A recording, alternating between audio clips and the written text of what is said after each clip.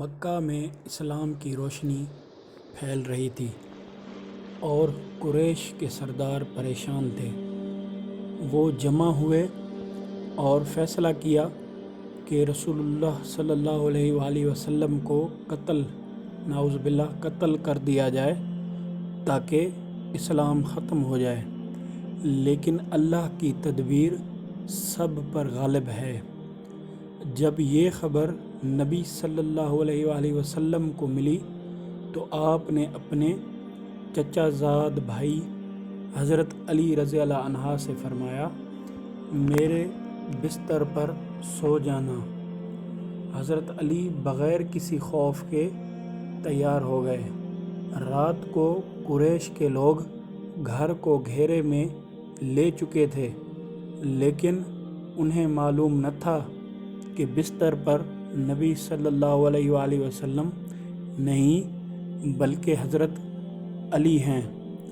اسی رات رسول اللہ صلی اللہ علیہ وآلہ وسلم نے اپنے گھر سے باہر نکلے۔ آپ نے مٹھی بھر خاک اٹھائی اور قریش کے لوگوں پر ڈال کر سورہ یاسین کی آیات تلاوت فرمائیں۔ دشمنوں کی آنکھوں پر پردہ ڈال دیا گیا اور وہ کچھ دیکھ نہ سکے۔ رسول اللہ صلی اللہ علیہ وآلہ وسلم نے اپنے ساتھی حضرت ابو بکر صدیق رضی اللہ عنہ کے ساتھ غار ثور کی طرف نکل گئے۔ 3 دن تک وہاں قیام کیا۔ اس دوران دشمن قریب تک آ گئے، لیکن اللہ کی قدرت یہ ہوئی کہ مکڑی نے جالا بنا دیا اور کبوتر نے گھونسلہ۔ قریش سمجھ بیٹھے کہ یہاں کوئی نہیں آیا۔ غار سے نکلنے کے بعد نبی کریم صلی اللہ علیہ وآلہ وسلم اور حضرت ابو بکر رضی اللہ عنہ مدینہ کی طرف روانہ ہوئے۔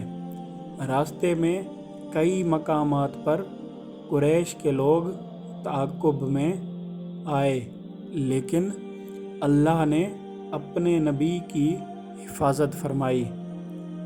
جب نبی صلی اللہ علیہ وآلہ وسلم مدینہ پہنچے تو انصار نے خوشی سے نبی کا استقبال کیا۔